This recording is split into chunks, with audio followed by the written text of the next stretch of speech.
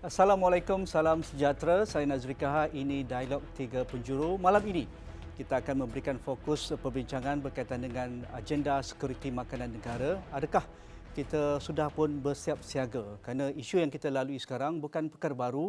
Apa yang berlaku selepas peralihan kita menuju era endemik dan apa yang sudah pun kita lalui sepanjang 2 tahun lalu ketika melalui pandemik memang amat menyukarkan dengan kos harga makanan tinggi bagi para pengeluar. Mereka mengeluh barang-barang keperluan pengeluaran input mereka terpaksa dibayar dengan harga yang lebih mahal berbanding sebelum pandemik. Apa yang berlaku akibat konflik Rusia dan juga Ukraine, kita tidak tahu bila akan berakhir kerana isu melibatkan geopolitik bukan di tangan negara kita tetapi melibatkan isu global. Begitu juga isu yang sudah pun evergreen ataupun yang sudah lama kita jangkakan akan berlaku satu ketika, masalah makanan, isu kekurangan pengeluaran, isu masalah cuaca dan juga climate change akan berlaku. Semuanya sudah pun kita jangkakan, tetapi adakah kita belajar? Itulah yang akan saya bincangkan bersama 3 ahli panel yang sudah pun bersedia di set Dialog Tiga Penjuru pada malam ini.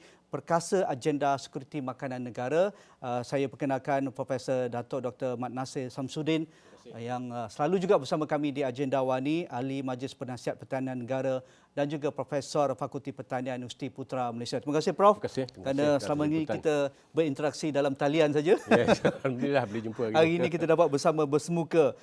Di tengah juga, selalu juga bersama saya di Agenda Wani dan program-program di Esra Wani, Ramana K. Naidu, anak muda, seorang usahawan yang hebat, Ketua Pegawai Eksekutif Kumpulan Fairmox Plantation Malaysia dan Sdn Bhd. Mungkin ramai yang dah kenal Ramana, tetapi saya perkenalkan inilah wajahnya anak muda yang mengerjakan ataupun mengusahakan jagung bijian ataupun jagung bijirin yang sedang diperdebatkan. Umumnya jagung bijian merupakan satu kandungan utama dalam membina ataupun membuat dedak untuk makanan ternakan dan juga bagi industri ruminan. Jadi terima kasih Ramana, pengalaman anda amat berharga dalam perbincangan kita sebentar saja lagi. Dan di hujung sana ini seorang lagi orang kuat dari pengurus besar syarikat Ayam Bismi Sdn Bhd di belah utara memang tak terkenal, tapi di belah selatan pun dah mula terkenal dan di seluruh negara sebenarnya. Saudara Azli Saad. Terima kasih Cik Azli.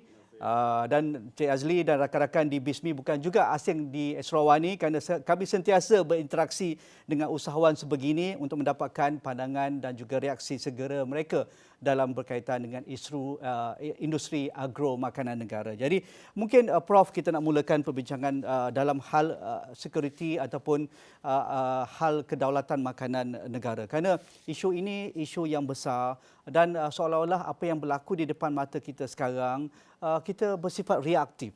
Kita dah banyak kali berbicara tentang ini berkaitan dengan sekuriti makanan. Setiap kali ada masalah sama ada di dalam negara ataupun bersifat global. Dan kita akan bincang lagi, kita akan bentuk komiti, kita bentuk jawatankuasa khas, kita monitor pasaran dan juga tiba-tiba ada kartel lah pula. Saya benda-benda baru dan sebagainya, tetapi nampaknya kita terlalu responsif dan reaktif sifatnya. Mungkin sebagai permulaan, Prof, adakah dengan segala langkah-langkah segera, langkah jangka sederhana dan juga jangka panjang yang sudah pun kita ketahui diumumkan oleh pihak kerajaan sekarang memadai, ataupun kita nak tengok cara yang lebih efektif, yang lebih holistik dan inklusif berkaitan dengan kedaulatan sekuriti makanan negara? Bismillahirrahmanirrahim. Assalamualaikum warahmatullahi wabarakatuh. Terima kasih Cik Haji Nazri, panel yang lain, Encik Azli dan juga Encik Ramana dan tuan-tuan dan puan-puan pendengar sekalian. Bagi menjawab persoalan ini, saya ingin dulu mengulas tentang apabila kerajaan membuat satu dasar atau satu polisi, dia mengambil kira dari segi kebajikan pengeluar juga kebajikan pengguna. Maksudnya polisi itu harus digubal ataupun dihapuskan, contoh macam AP dan sebagainya, untuk supaya kebajikan kedua-duanya dan kebajikan rakyat, dan sekarang ini keluarga Malaysia lah, supaya lebih optimum. Ya. Jadi sebelum saya ingin mengatakan bahawa tindakan yang kita ambil ini bagus ke tidak, cuba kita lihat tentang suasana ekonomi negara kita sekarang. Ya. Terutamanya daripada kos makanan yang memang ini isu hangat yang telah berkatakan. Ya. Kalau kita tengok data pada April 2022, ini data daripada Jabatan Statistik, data yang terakhir sekali, inflasi adalah dalam kadar 2.2% Haji ya. Jadi 2.2% ni adalah sebenarnya adalah tinggi kalau dibandingkan dengan 10 tahun yang lepas ya. Sebab pada tahun yang lepas kadarnya yang paling tinggi adalah 1.9%. Ini adalah inflasi year to year, perbandingan tahun ke tahun ya. Tetapi yang penting, apa di belakang 2.2% itu adalah di mana inflasi makanan adalah 4.1%. Jadi lebih tinggi daripada average daripada nasional. average nasional 22%, tetapi makanan tu adalah 4.1%. Kalau kita mengira dalam indeks harga pengguna ni ataupun consumer price index ni, indeks harga pengguna, dia punya wajaran untuk makanan ni paling tinggi, 29.5%. Ini bermaksud secara puratanya M40, T20, B40 secara puratanya rakyat Malaysia membelanjakan makanan 29.5%. Ini secara purata Haji. Tapi kalau yang B1, B40 itu macam mana? Mungkin 70%, 80% untuk makanan dalam keadaan sekarang. Jadi untuk supaya kadar inflasi ini untuk membendung, maksudnya kalau kita tak ambil yang Haji katakan tadi, beberapa dasar-dasar seperti melarang ekspor, pemalsuan AP, stok penimbangan dan sebagainya, kemungkinan besar kos makanan akan meningkat. Jadi ini adalah langkah-langkah yang saya rasa bertepatan. Buat masa ini bertepatan, iaitu penghapusan AP contohnya dan juga dari segi larangan ekspor. Buat masa ini adalah tepat. Bagaimanapun dalam negara kita ni, makanan asas kebanyakannya adalah belum lagi cukup kadar sehari diri. Beras contohnya baru 70%, tapi beras dia tak masukkan IP lagi. Macam daging baru dalam 22%, kambing 5%, kubis bulat tu dalam lingkungan 35% saja. Susu dalam lingkungan 65%. Jadi dalam keadaan negara kita di mana kebanyakan makanan asas kita belum cukup sehari diri lagi, maka dalam jangka masa panjang kalau kita masukkan IP, sebab IP ni sebenarnya dalam bentuk kota. Kota maksudnya pada tahun ini berapa jumlah yang kita import. Dan dia ada IP juga. IP itu adalah import permit dari segi biosecurity dan sebagainya. Jadi kalau kita masukkan dalam jangka panjang, sebab IP ini dalam bentuk pelindungan pengeluaran makanan, jadi mungkin dia akan menjejaskan pertumbuhan makanan kita. Dalam dasar ekonomi makanan 2.0 ada dia punya target-target, sasaran dia punya SSL kan, kadar sehari diri. Jadi kalau kita hapuskan dalam masa panjang mungkin akan menjejaskan. Buat masa ini tepat, tetapi dalam jangka masa panjang industri pengeluaran makanan yang belum cukup lagi memerlukan dasar pelindungan. Jadi pelindungan ni dalam bentuk kota pun boleh, IP itu kota lah, dan juga dalam bentuk tarif. So perlu juga lagi. Sebenarnya satu lagi larangan ekspor. Of course untuk masa ni, of course sayang kita perlu negara kita sendiri kan. Tetapi untuk jangka panjang, dia akan membantutkan pertumbuhan industri. Jadi industri ayam ni kalau dikira adalah industri mungkin pemain ayam ni, industri yang paling efisien sebenarnya. Tetapi kita dah ada pasaran ekspor. Jadi selepas apabila keadaan sudah stabil. Tapi pertanyaan, bila keadaan stabil? Apabila inflasi ini adalah seperti tahun-tahun lepas. Sekarang ni kalau kita tak bendung, mungkin akan naik lagi. Sebab kita tahu data tadi dah 2.2%. Makanan dah 4.1%. Jadi apabila keadaan stabil seperti data-data tahun lepas, mungkin kita perlu lagi dasar pelindungan tu, perlu lagi yang ekspor tu kita dibuka semula. Sebab itu adalah satu pasaran untuk pertumbuhan industri tersebut. Itu jawapan sebagai saya. permulaan. Sebagai permulaan. Okay, menarik. Banyak persoalan yang akan saya susulkan daripada jawapan Prof. Datuk Dr. Mat Nasir. Tetapi saya nak langkau Azli Saad dulu. Kerana saya nak kaitkan dengan dasar yang dilakukan oleh pihak kerajaan dan juga apakah reaksi pemain industri, terutamanya ternakan ayam ini. Kerana kalau kita ikut SSL, kita sudah melebihi 100%, sudah ada 115%. 114% untuk ayam dan juga telur ayam. Maksudnya kita dah boleh menjadi negara pengekspor. Tetapi ramai lupa situasi dan realiti sebenar pengusaha ayam ini di luar pahaman yang kita faham sekarang. Mungkin Cik Azli nak bagi sedikit gambaran bagaimana keadaan sekarang, bagaimana pengusaha ternakan ayam dan juga pihak industri sebenarnya. Okey, Assalamualaikum semua. Kalau ditanya bagaimana keadaan penternak sekarang ni, dua ayat je. Tenat dan kecoh. Tenatnya adalah kerana kita boleh dengar kawan-kawan kita, Lee, aku dah tak larat nak berniaga. Aku kena tutup. Manpower tak ada. Ada yang tak ada manpower. Ada yang tak ada duit dah nak pusing disebabkan kos dedak yang terlampau tinggi. Kecoh tu sebab apa? Permintaan yang terlampau sekarang ni. Terlampau tinggi. yang tak pernah pun kita jumpa sebegini. Normally lepas raya, seminggu lepas raya, untuk bismi lah, demand akan jatuh sikit. Sebab orang dah tak makan rendang, jadi tinggal 10,000 je.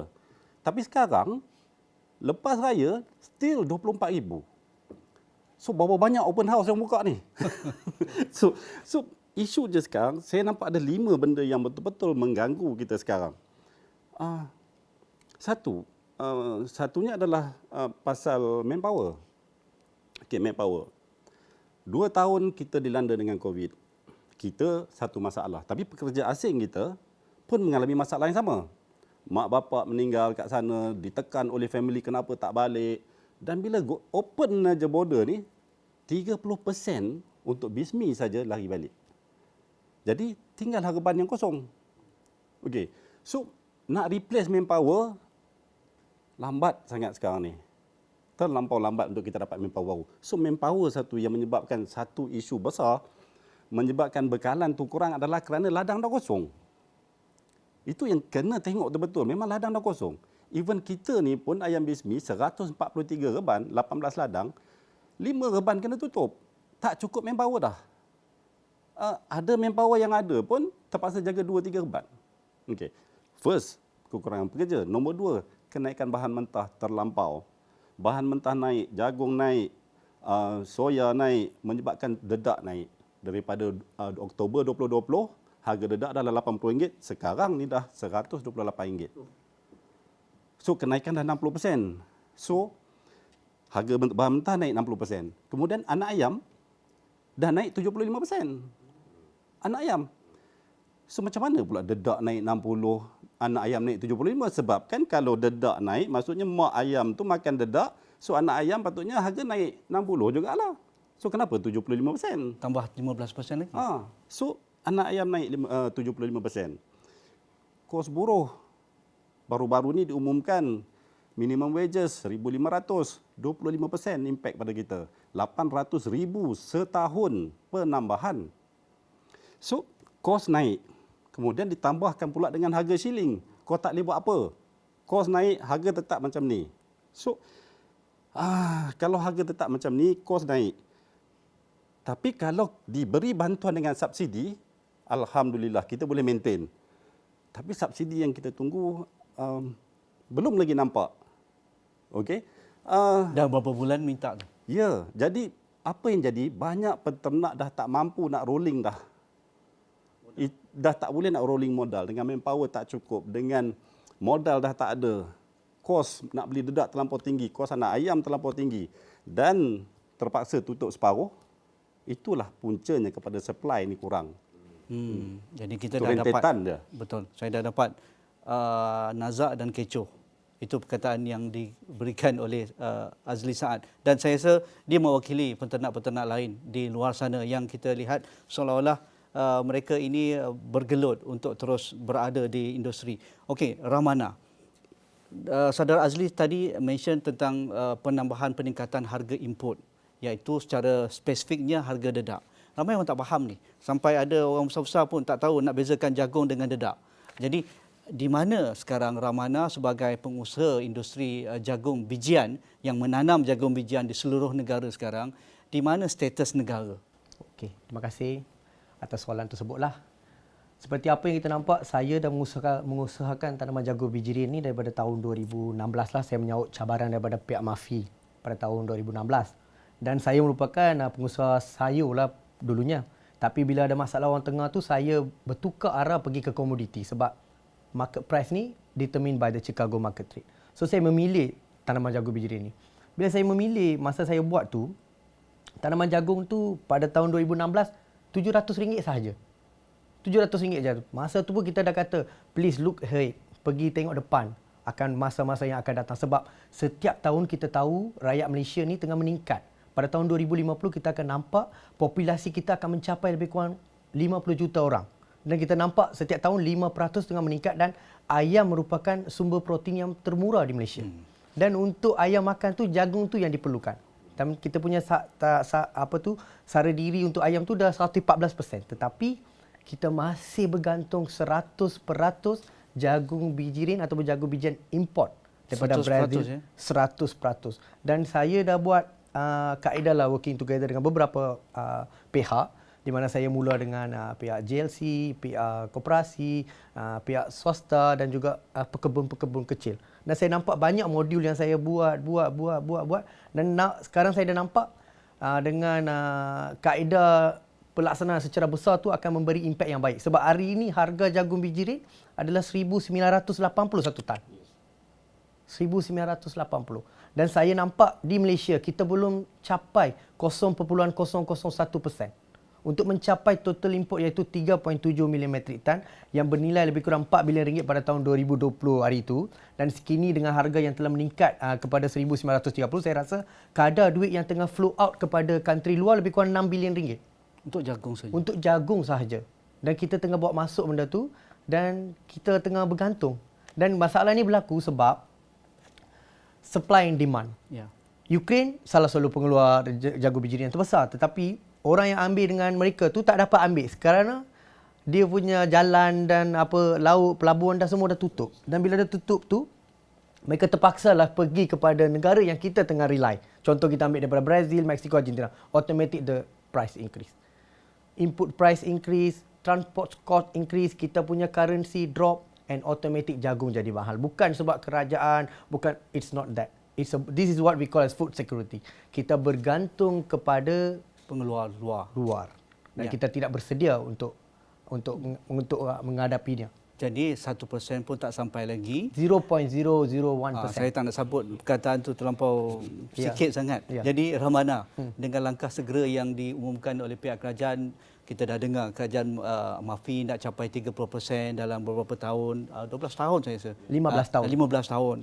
Jagung bijian untuk ditanam oleh penanam negara, dan kita ada hampas isi rong kelapa sawit PKC tidak mahu lagi diekspor tetapi diberikan tumpuan untuk dijadikan sebagai satu ingredient ataupun kandungan utama dalam pengeluaran dedak makanan ternakan. Jadi adakah ia memadai ataupun terlampau optimistik, terlampau tinggi dia punya sasaran, ataupun sekadar untuk memberikan pengumuman kepada rakyat bahawa kita sudah melakukan langkah-langkah mitigasi untuk membantu para peternak seperti Cik Azli ni? Wah, actually it's a very parliamentary punya question. Tapi saya cuba jawablah sebagai seorang pekebun kecil dalam industri ni kan. Saya nampak kalau benda ni kita tak settlekan as soon as possible, saya rasa 15 tahun ni kita akan ada masalah makanan. Kerana saya nampak, satu contoh kita bagi.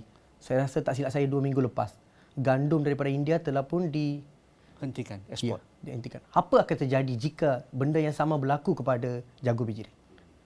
Apa akan berlaku kepada industri ayam di negara kita? Saya pasti kita akan Gulung tikar. saya tak nak cakap, tapi itu adalah satu disaster lah kalau kita katakan. Kalau kita tak bersedia sekarang, kita ada banyak polisi, banyak agensi, banyak kementerian yang boleh bekerjasama untuk menjayakan program ni. Memang betul. Tapi macam mana orang kata kat Malaysia tak boleh tanam, itu mitos mengatakan macam-macam. Tapi kenapa kami boleh? Boleh berani ambil loan daripada Agrobank dan boleh dapat kepercayaan daripada GLC, dan kini kita tengah fokus untuk membesarkan kawasan tu, dan kita ada satu target. Kita tak bercakap kita nak tanam, tak. Kita punya target. Siapa kita punya friend, siapa kita punya working partner, dan daripada situlah kita tengah ni. So, apa yang kami buat ni, kami nak capai only 1%. Tak banyak. Kita capai 2,642 hektar saja seluruh Malaysia. Dan kita memerlukan lebih kurang dalam 250 usahawan ataupun kalau syarikat GLC dalam 50 untuk mencapai benda ni. Kalau kita tak buat, Siapa nak buat? Okey, Ramana, tunggu. Itu calculation yang menarik, tetapi kita tahu juga ada option-option yang sudah pun dipersembahkan ataupun dibentangkan oleh FAMOX kepada kerajaan. Bagaimana kita nak capai lebih awal sasaran 30% pengeluaran jagung bijirin untuk industri makanan ternakan negara. Tetapi Prof, kenapa ayam ini perlu kita jadikan sebagai satu simbol ataupun contoh?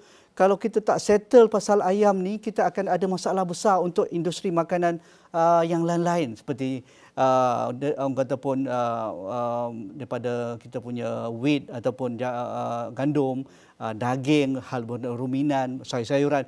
Kenapa sekarang ayam ini perlu kita selesaikan? Kenapa ayam perlu kita anggap sebagai satu makanan ruji dah selain daripada beras? Kerana sampai ada persatuan pengguna, kita perlu boykot ayam.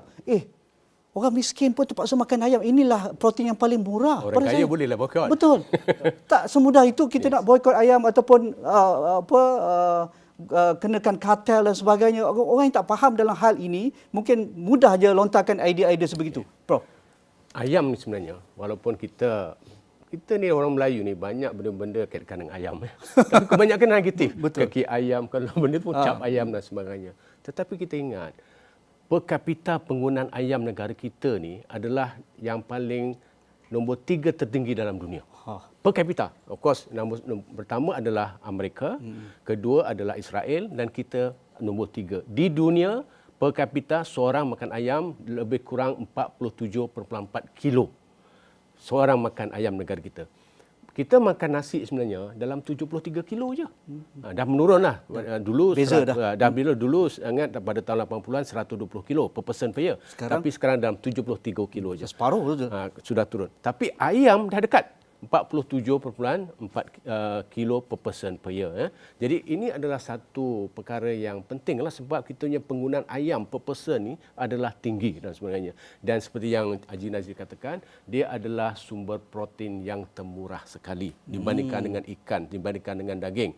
Memanglah kalau kita boykot ayam, tapi kalau tak boykot ayam, apa alternatifnya? Nak makan telur? Telur pun mahal juga maksudnya. So itu maksudnya untuk menjaga kebajikan mereka yang B40, sumber protein ayam adalah begitu penting sekali. Yang T20 mungkin ada alternatif lain. Yang M40 mungkin ada alternatif lain. Tetapi yang B40 ni sumber yang termurah adalah ayam. Sebab tu ayam adalah menjadi perkara yang penting. Sebab kita memang, itu diet kita.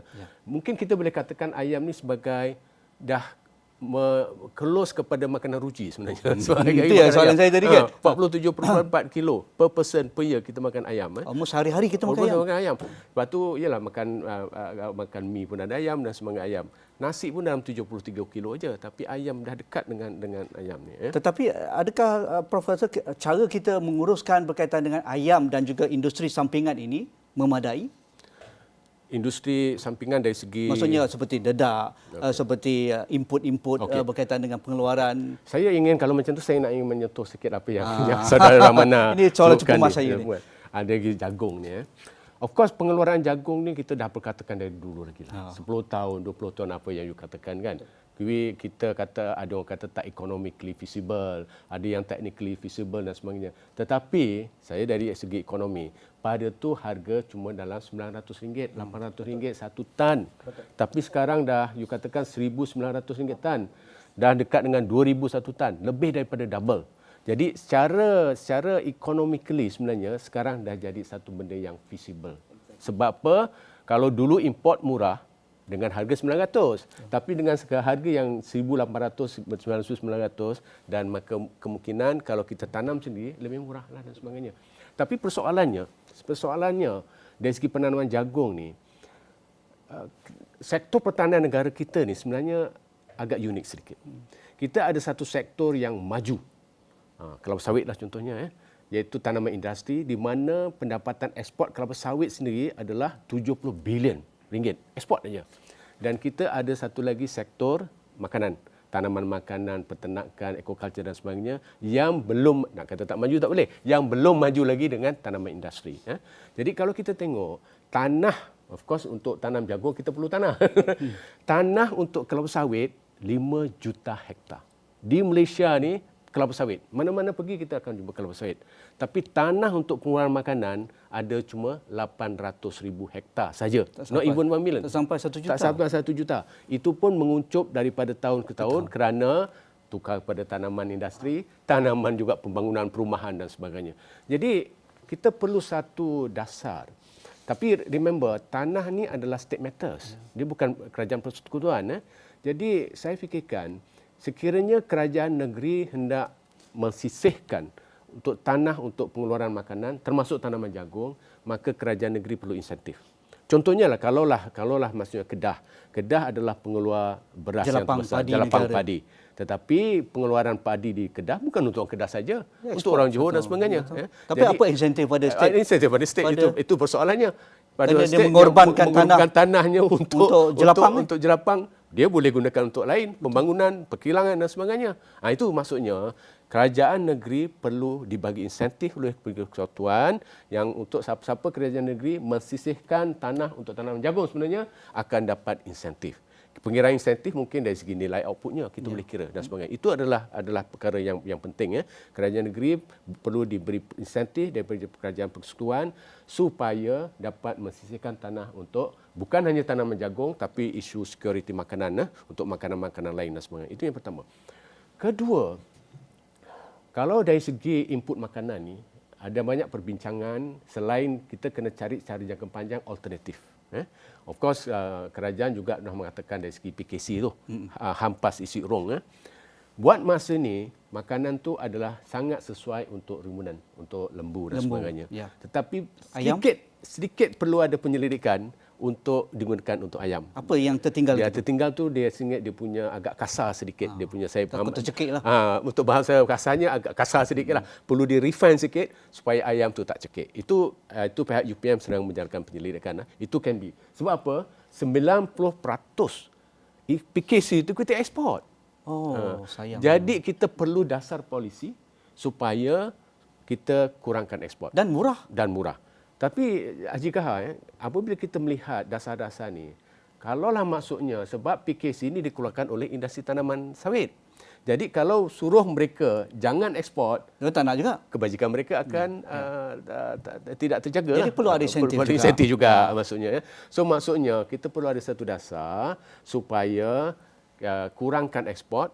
Mungkin sekarang ni 10% kita gunakan, sebenarnya dalam perkiraan hanya perlukan dalam another 20% saja. Jadi 30% PKC itu digunakan dalam negeri untuk alternatif pada PKC. Kita pun perlu jagung juga, bukan maksudnya PKC saja, tak boleh. Tak boleh. Tak boleh, dia mesti ada campuran tu. Ya, Ada belum lagi vitamin dalam lagi ya. formulasi dia tu ada. Jadi kita mesti ada satu dasar di mana 20% lagi supaya jangan ekspor. Tapi perlu juga berbincang dengan maksudnya industri kelapa sawit bagaimana mereka tu dah ekspor. Mungkin dia punya revenue akan berkurangan. Itu satu perkara ya. Kedua, sebab ayam ni saya difahamkan, mungkin pemain industri lebih faham ya. Satu adalah dari segi tenaga. Kalau jagung tu tenaga. Satu lagi dari segi protein. Protein ni sekarang ni banyak daripada kacang soya lah. Soybean meal. Jadi ada penyelidikan, kami di UPM pun baru menjalankan penyelidikan daripada black soldier fly larvae ni. Ulat daripada insek ni. Jadi sekarang ni memang dah digunakan untuk haiwan kesayangan, untuk kucing dan sebagainya. Dah ada. Industri tu dah kecil lah. Jadi perlu penyelidikan, perlu industrial punya level penyelidikan perlu dibuat supaya dia sesuai untuk makanan ayam. Walaupun nampak jauh lagi, tetapi saya rasa kalau tak mula dari sekarang, bila boleh nak mula. dipercepatkan. Ya. Jadi maksudnya inisiatif kerajaan kita nak sampai 30% at least penggunaan jagung tu kita keluarkan sendiri sebab seperti yang saudara Ramana kata berbilion ringgit kita import. Jagung kalau data saya tengok adalah 2 juta tan actually jagung saja. Campur soybean semua 4 juta tan. Jadi kita boleh mengeluarkan 30% jagung dan kita ada insentif tadi tu. Kedua dari segi PKC tadi dasar perlu sikit je lagi dah tweet dan dasar perlu dibuat betul, supaya industri kelapa sawit dan satu lagi adalah black soldier fly larvae itu serangga kita. Saya bagi sikit masa lagi sikit lagi.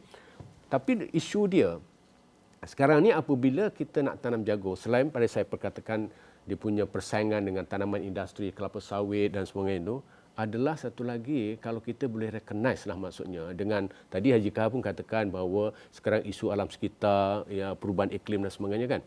Sebenarnya kalau kita lihat kaji, apabila seorang petani itu membuat pertanian, tanam jagung, tanam katakan padi dan sebagainya, sebenarnya dia ada juga menjaga dalam bahasa Inggerisnya environmental services.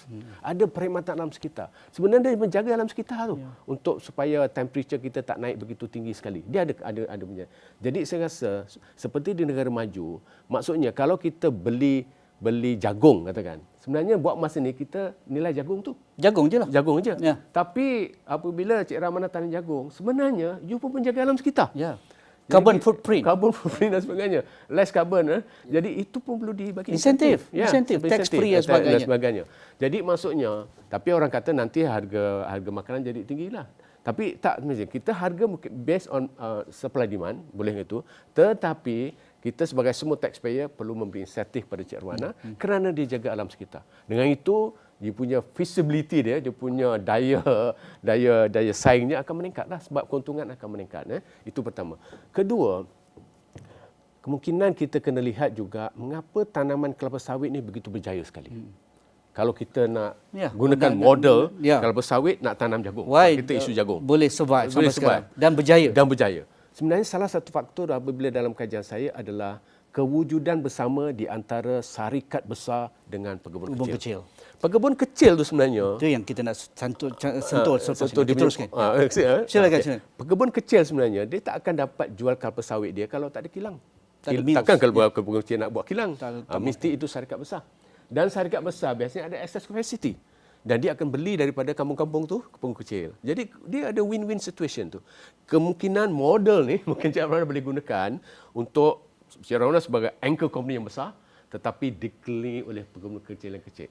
Buat kontrak farming ke dan sebagainya supaya dipasarkan kepada you. Jadi you have a bigger value dan sebagainya. That mungkin salah satu model yang boleh gunakan untuk kita mencapai 30% dalam 15 tahun untuk pengeluaran jagung. Saya percaya dasar itu adalah bagus supaya less dependent kepada jagung daripada luar negeri. Okey. Sebelum saya nak kepada Ramana, sikit pada Cik Azli. Prof dah bagi satu senario bahawa industri ternakan ayam ini bukan kepalang kecilnya tetapi ia melibatkan satu industri yang holistik, sistem sokongan dan sebagainya. Tetapi ramai yang tak faham. Ayam dah mahal, jadi kita jangan makan ayam. Itu satu yang sekarang sedang viral. Ayam dah mahal, kerajaan kena kawal sebab tu ada harga shilling sampai RM8.90 1 kilo saja. Sedangkan kos nak buat 1 kilo pun melebihi RM12 saya dengar. Begitu juga kalau ada kartel pula, ada orang mula sorok ayam. Kartel-kartel inilah yang memanipulasi. Jadi kita nak faham sebenarnya sebagai pengurus besar syarikat ayam BISMI, adakah begitu negatif persepsi masyarakat dan juga pihak agensi-agensi kepada peternak ayam? Pasti BISMI terpalit. Okey. Masa pandemik apa yang jadi, banyak company yang mana dia proses ayam tapi bila kilang dia dikuarantinkan. Jadi 2 minggu tutup kilang proses ayam. Jadi ayam 2 minggu nak dilambak ke mana? 2 minggu punya ayam sebab kilang tutup, jadi 2 minggu punya ayam dilambakkan ke pasaran. Banyak kilang-kilang proses ayam terpaksa ditutup. Okey. Impak dia adalah lambakan ayam di pasaran dan kami mengalami kerugian yang besar. Tapi masa tu tak ada pula orang angkat spanduk ayam murah. Kenapa ayam murah? Tak ada pula. Jadi masa tu kami susah. Sebab harga terlampau teruk.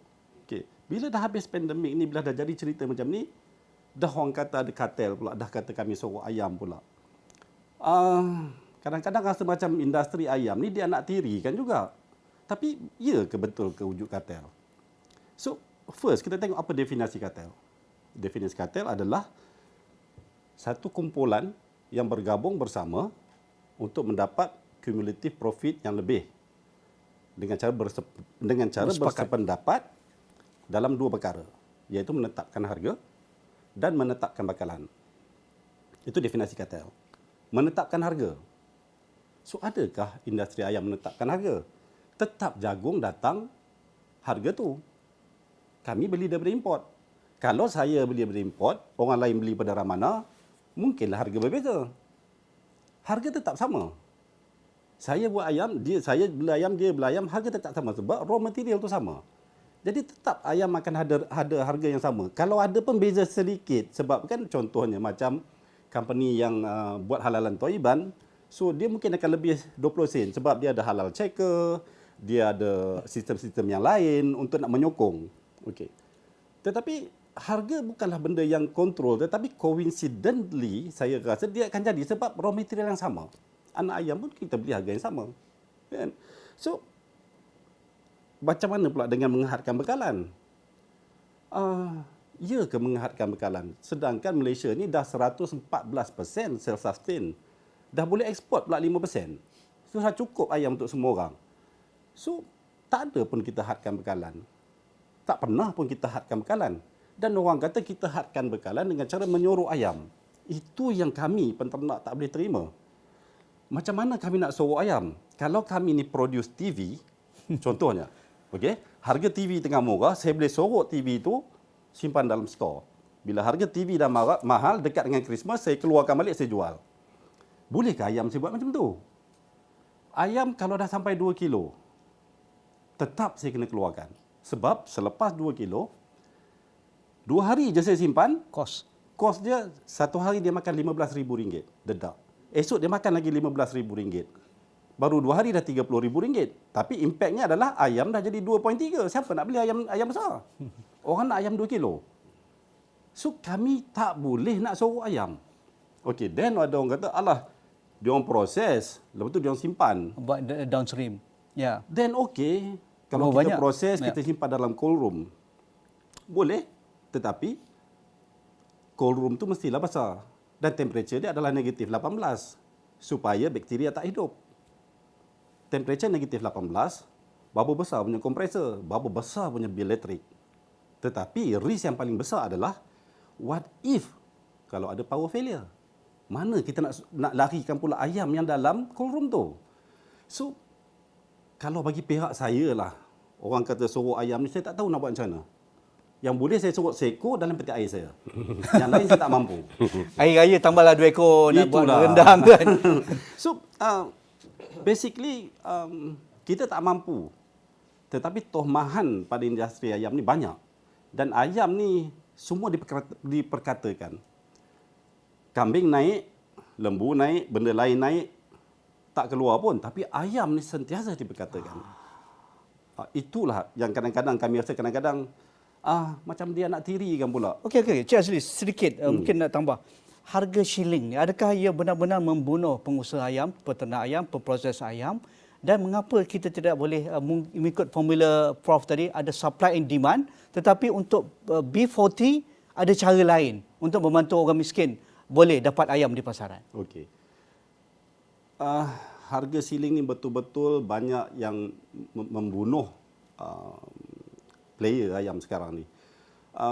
Even ayam bismi pun kami ada ladang, kami ada kilang proses sendiri, Semualah, kami ada the whole chain outlet, kami ada jual runcit, kami ada jual borong. Itu pun kami tak mampu dah.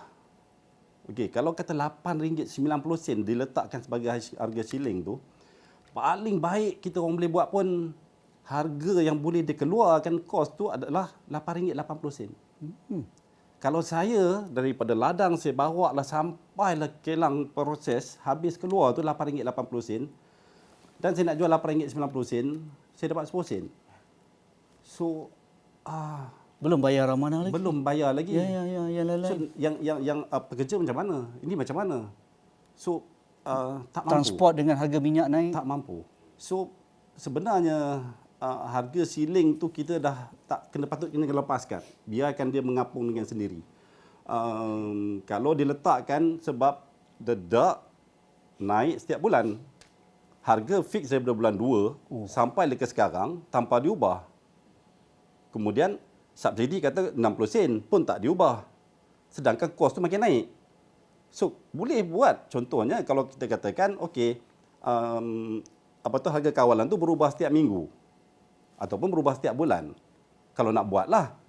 So kena ada seorang pula study antara efek antara raw material dengan berapa yang kita nak jual. Tetapi kalau tak study dan kita maintainkan saja sedangkan kos mencanak naik every month, peternak akan suffer, cukup 2 bulan gulung tikar. So adakah itu yang kita nak? Prof, ini seolah-olah kita lepas tangan kepada isu ayam ni ataupun kita tak cukup effort sebenarnya. Kalau kita rasa ini antara sumber protein makanan ruji negara dan orang miskin, inilah sumber protein utama mereka, mengapa kita tak tolong mereka? Saya rasa ada isu dari segi keberkesanan. Keberkesanan dasar-dasar seperti subsidi dan sebagainya.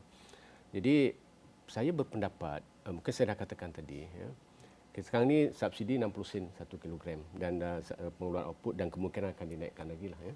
Tetapi saya difahamkan, in fact, Berhormat Menteri pun dah berkatakan hanya 10% saja sampai ke tangan peternak, pemain peternak. So, kat mana dia punya juta lagi tak sampai. Kat mana ni sistem tu? Kat mana tu? Tapi put it this way, saya rasa polisi ni mesti dia mengambil kira kebajikan kedua-dua pengeluar dan juga pengguna. Ya. Untuk pengeluar, pendapat saya tak perlu ada subsidi. Itu tak ada subsidi pula. Tak ada subsidi. Kita dengar lagi, Tetapi harga tu biar Float. berdasarkan float supply demand. Number one. Tapi kalau kita harapkan supply demand saja, takut harga begitu mencanak lagi tinggi. Tetapi ada monitoring system seperti harga RON 97 tu kan. Dia kan ada tiap-tiap 2 minggu kan ada di-announcekan. Berdasarkan kepada average price harga purata jagung dan kacang soya. Jadi ada ada satu komiti Monitor. yang terdiri daripada pengeluar, pemborong, peruncit, dipengurusan oleh agensi, katakan Department of Veterinary Service, kita buat komiti pricing untuk minggu depan supply demand kita boleh predict berapa betul. supply berapa demand dan berapa harga jagung, berapa harga kacang soya, inilah harganya. Maksudnya dan situ maka pengeluar tidaklah harga ceiling tu tak mencekik mereka orang. Daripada bulan 2 hari tu. Dan gunakan duit dana tu untuk membantu yang rakyat miskin tegar. Masyarakat tengah segar je. Sebab kadang-kadang mungkin T20 aja kah, dia tak kisah sangat harga ayam sekarang ni. Dia ada option. Dia ada option. Dia boleh makan daging, Ya, makan ikan. ya. Tapi yang B1 of the B40 tu, itu ayam aja. Jadi bagi dia cash transfer dengan duit subsidi itu bagi kat mereka yang miskin tegar, yang ayam saja sumber proteinnya. Jadi kebajikan pengeluar pun terjaga. Maksudnya harga based on supply demand partly dan juga saya katakan ada komiti yang harga jagung sekian, harga kacang soybean sekian, maka inilah harganya. Sebagai reference point lah. Dan juga miskin tegar pun terjaga juga kebajikan. Ada cushion lah. So itu saya rasa kalau kita Boleh berubah sikit boleh pun, dilaksanakan masa terdekat, Prof.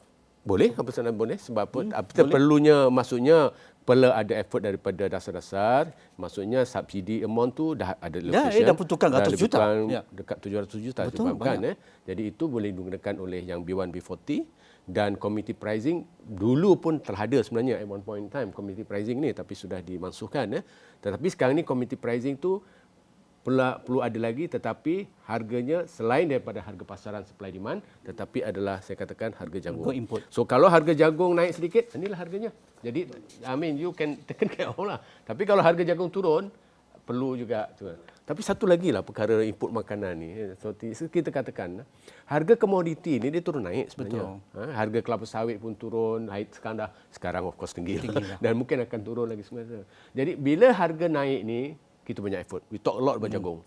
Tapi bila harga turun besok kenalah effort tu kena ada lagi. Itu yang penting tu penting. Apa? Ayam menjadi sumber protein utama. Kita bergantung banyak pada import. Bila harga jagung turun, mungkin boleh turun lagi. Tapi mungkin tak menjejak serendah 800 ke 900. Tapi dia bukan turun lagi. Harga komoditi ni fluctuate.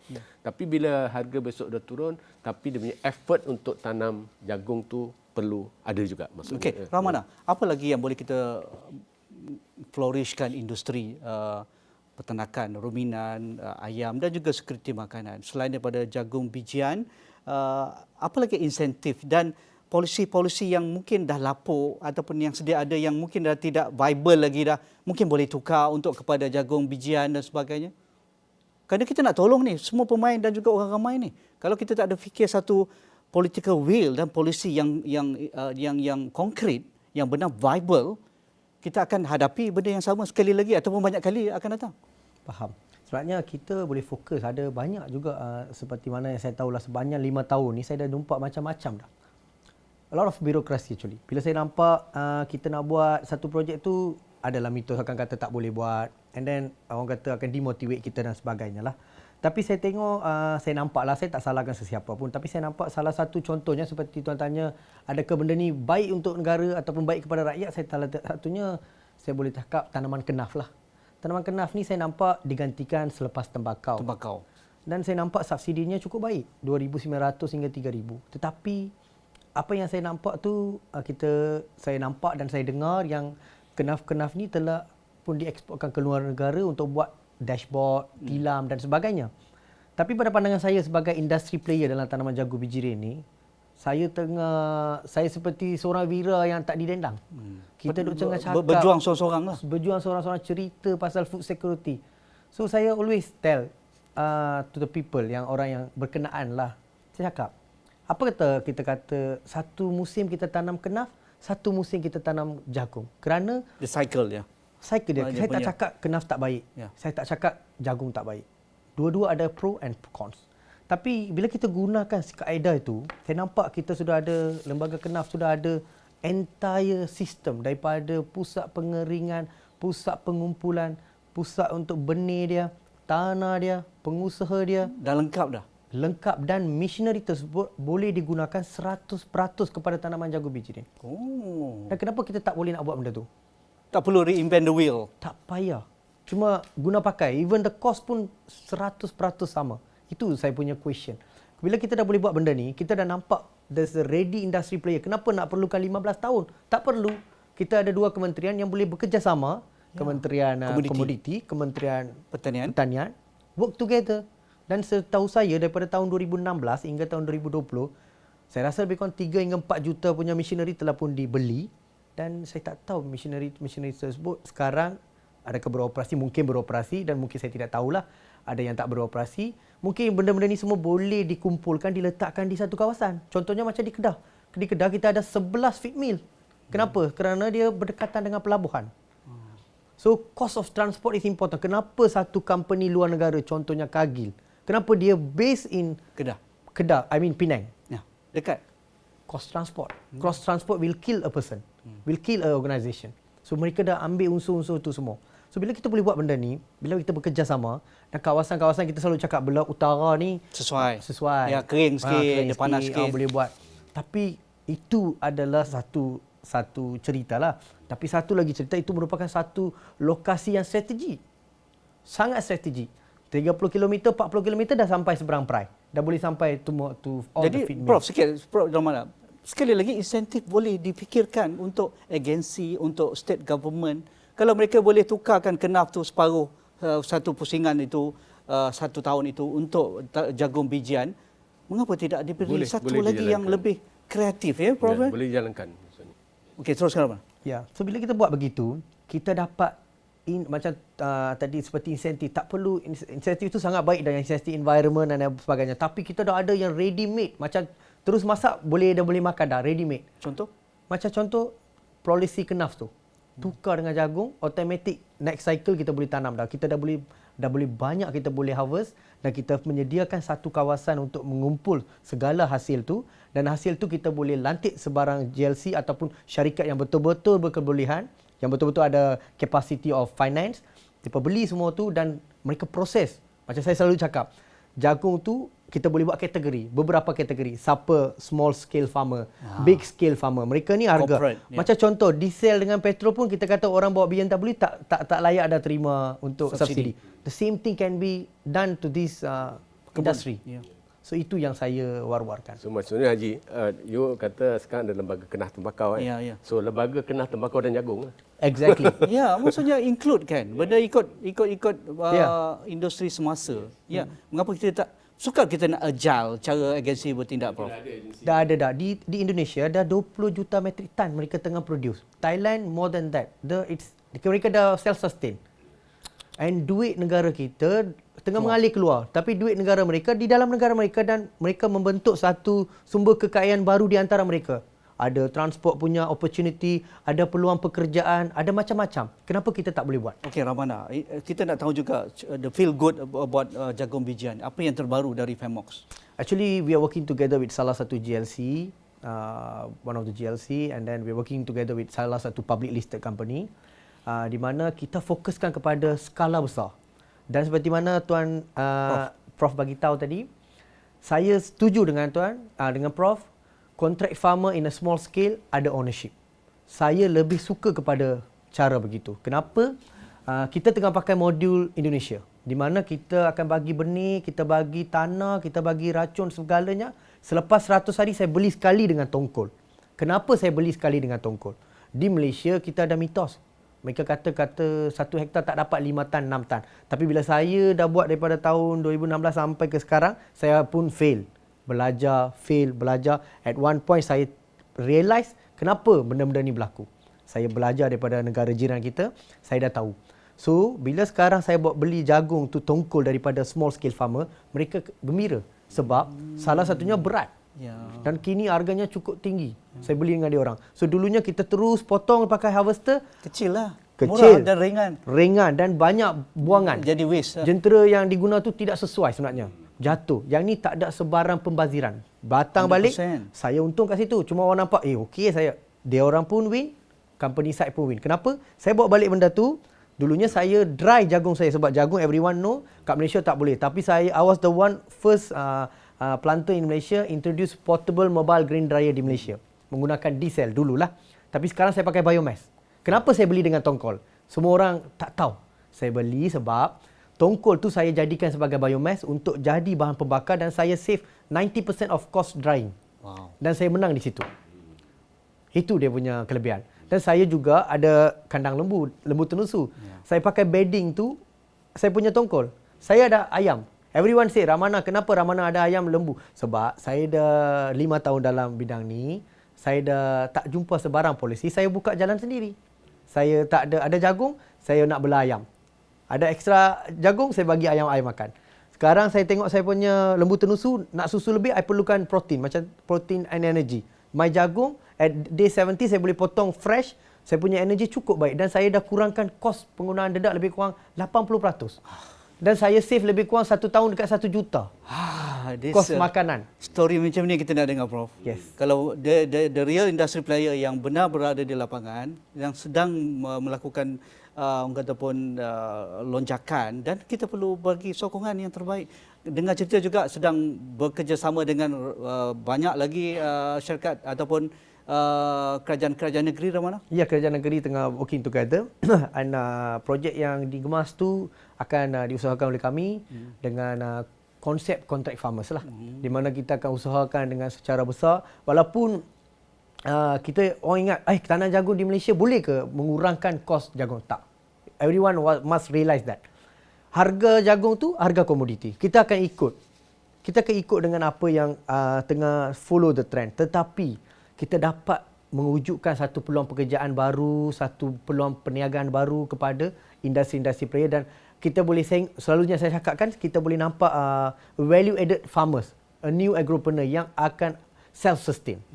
Yes, less dependent on import. Exactly. And subsidi. Okey.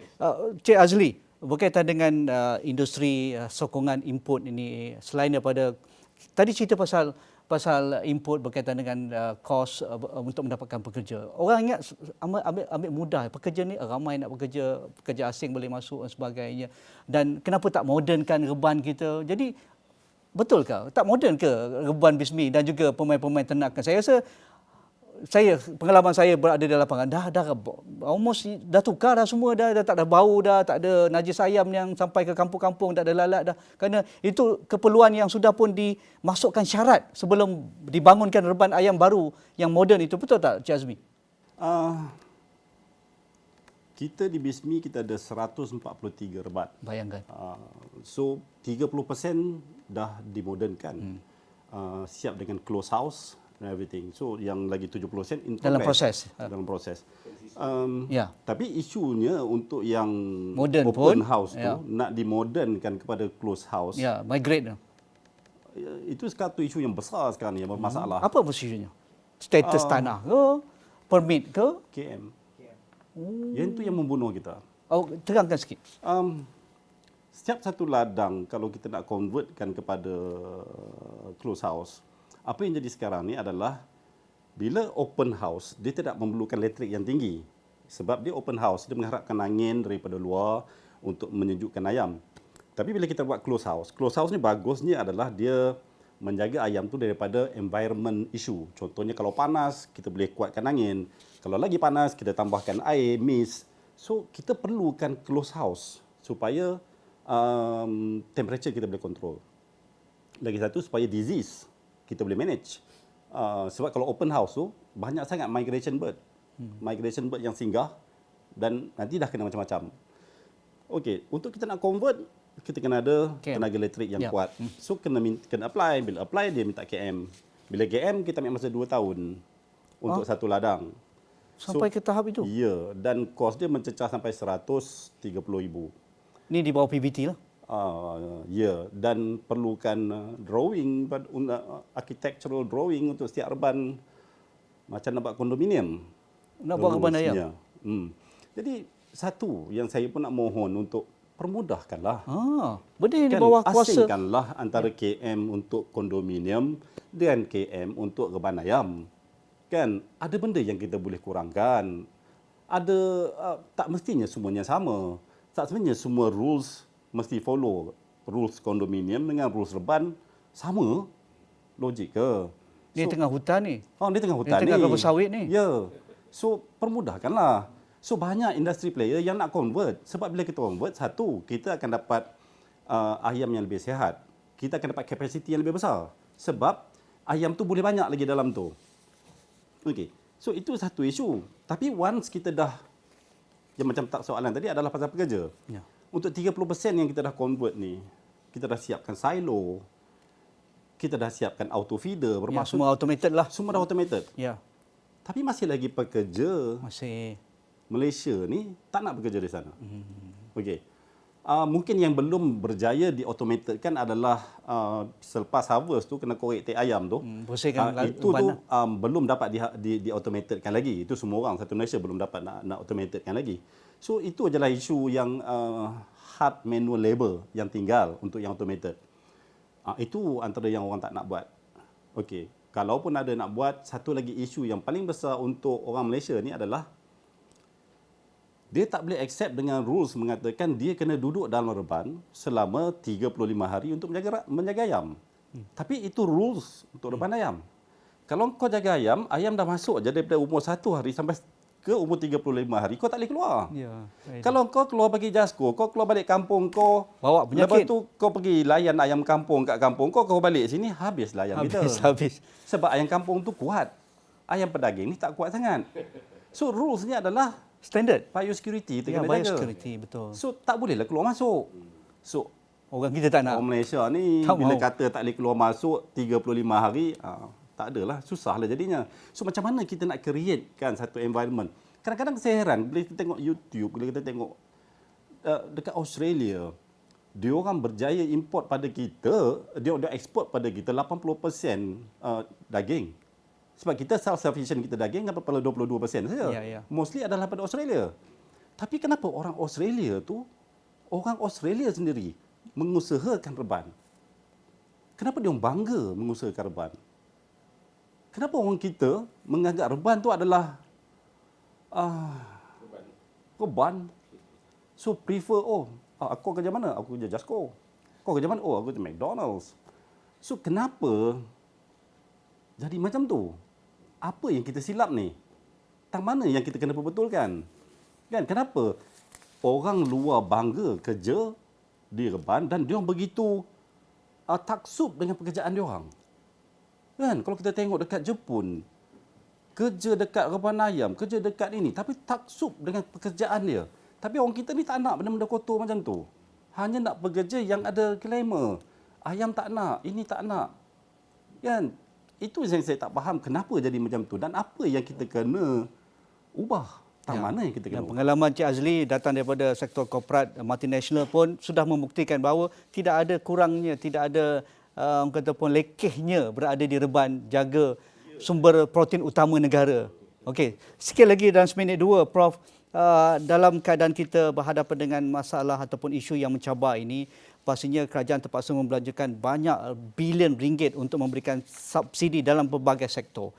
Sektor bahan sokongan input makanan berkaitan dengan harga shilling dan sebagainya, harga bahan bakar minyak dan sebagainya. Tetapi untuk langkah segera mungkin itu berpatutan, tapi dengan cerita kerajaan akan beri cash handout juga kepada rakyat di kelompok B40 ataupun kelompok miskin ini. Jadi mungkin itu mungkin sedikit memberi kelegaan kepada kelompok ini, tetapi untuk jangka sederhana dan juga masa depan supaya kita tidak repeat balik apa yang kita lalui sekarang dan tidak bersifat orang kata pun sustainable, apa pandangan Prof? Terima kasih. Akhir sekali. Okey, akhir sekali. Sebenarnya kita untuk meningkatkan produktiviti dan juga pengeluaran makanan, bukan ayamnya lah. Sebagai untuk contoh, makanan, banyak sebagai kita cerita makanan pasal ayam ini. Pandangan saya dalam kajian saya perlukan tiga elemen dalam ekosistem tu. Pertama adalah dasar, kedua adalah usahawan macam Cik Ramana dengan Cik Azli ni, dan ketiga adalah dari segi teknologi. Ya. Dari segi dasar, apabila kita cakap makanan ni kita cakap mafi. Itu je. Padahal ada juga kementerian lain yang berkaitan dengan pengeluaran makanan. Contohnya KPDN HEP, MITI contohnya. Ya.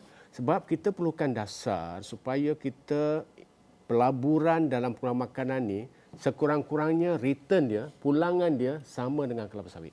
Itu je. Bukan talking about sektor lain, tapi kelapa sawit. Kita ada 5 juta hektar kelapa sawit. Mengapa? Berarti pulangannya dah tinggi.